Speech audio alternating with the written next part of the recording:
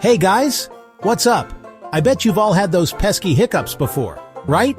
Well, get ready because we're about to dive into the crazy world of hiccups. So you know how sometimes your body just decides to go bonkers and start hiccuping for no reason? That's because of these involuntary contractions in your diaphragm.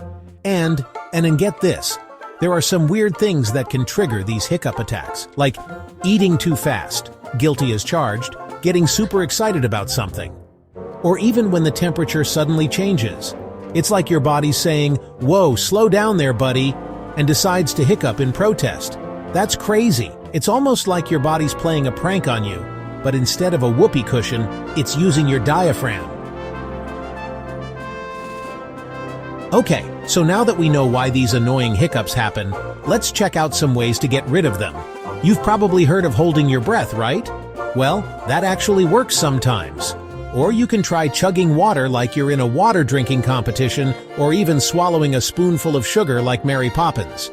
And here's a fun fact that'll blow your mind. Hiccups can last anywhere from a few minutes to over 48 hours in some crazy cases. Can you imagine hiccuping for 2 whole days? That's insane. It'd be like having your own built-in drum solo, but way less cool and way more annoying.